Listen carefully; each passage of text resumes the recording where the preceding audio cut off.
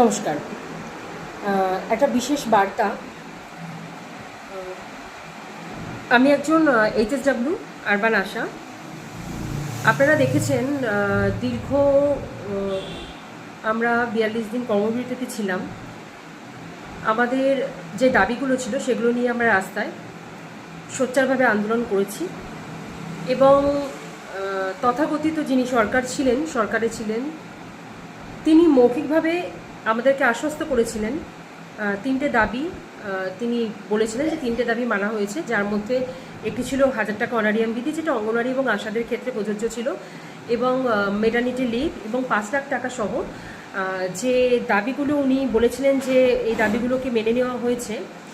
জানিয়ে রাখা উচিত, অল ওভার ওয়েস্ট বেঙ্গল কোথাও কিন্তু এই দাবিগুলো উনি মৌখিকভাবে বাজেটে ঘোষণা করলেও তার কিন্তু কোনো রকম ফলপ্রসূ বা কোনো অর্ডার কপি কিন্তু বেরোয়নি।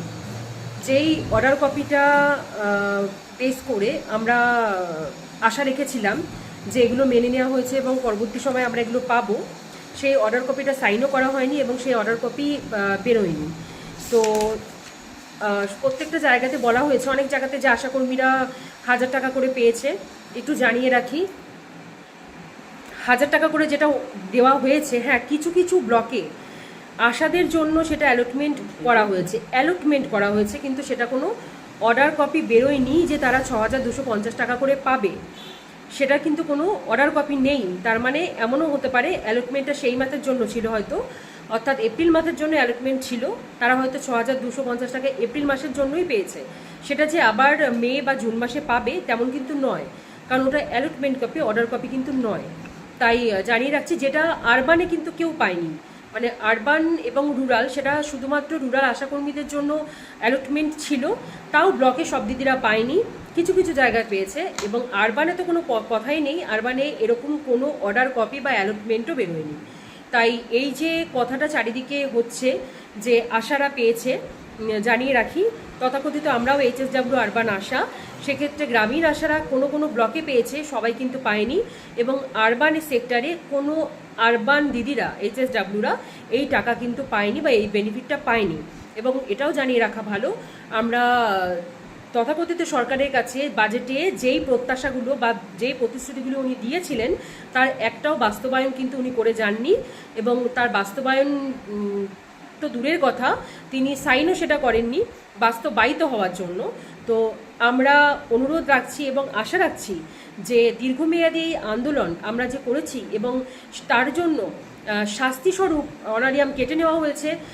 যারা রুরাল দিদিরা আছে তাদের জানুয়ারি মাসের কারুর অনারিয়াম দেওয়া হয়নি, এটা হয়তো যে আপনারা জানেন না, তাদের অনারিয়ামটা কেটে নেওয়া হয়েছিল। এবং বহু তথাকথিত সেই সময় প্রচুর চর্চা হচ্ছিল কাজ করে কেন অনারিয়াম পাবে। তো তাদের উদ্দেশ্যও এটা আমার বলা যে আপনারা খুব নিশ্চিন্তে থাকুন, সেই অনারিয়াম কিন্তু দিদিরা জানুয়ারি মাসের পায়নি, কর্মবিরতি চলাকালীন কোনো টাকা কিন্তু তারা পায়নি। এবং সেক্ষেত্রে আমরা যে ইনসেন্টিভ ফরম্যাট বয়কট করেছিলাম তার টাকাও কিন্তু আমরা পাইনি, ওটা আমরা স্বেচ্ছায় বয়কট করেছি, আন্দোলন আমরা করেছি, কর্মবিরতি করেছি। তার জন্য যা যা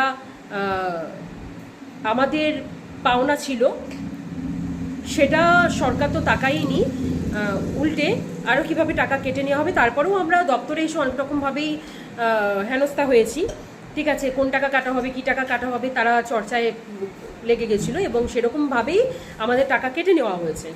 তাই আমি এবং আমার এই যত এইচএসডব্লিউ হুগলি জেলার সবার হয়ে এটা আমি জানাচ্ছি, আগামী যে আমাদের যে সরকার, আমাদের যিনি মাননীয় মুখ্যমন্ত্রী শুভেন্দু অধিকারী মহাশয় যেগুলি বলেছেন সেগুলি বাস্তবায়িত হোক।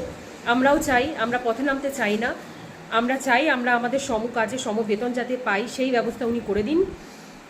যার জন্য আমাদের স্বাস্থ্যকর্মীদের পথে নামতে হয়েছিল। আমরা চাই না যে বারবার করে আমরা পথে নেমে রাস্তায় আন্দোলনে যাই। আমাদের কাজ হচ্ছে সুস্থ পরিষেবা, মা বাচ্চার সুস্থ পরিষেবা বজায় রাখা এবং তাদের পরিষেবা প্রদান করা। আমরা সেই কাজটাতেই আনন্দভাবে করতে চাই। আমার অনুরোধ, আমাদের যিনি মুখ্যমন্ত্রী এখন আছেন তিনি বিষয়টিকে দেখবেন এবং তার সুচিন্তিত মতামত তিনি যেটা ভাববেন সেটা বাস্তবায়নও করবেন। এই আশা রাখছি। নমস্কার।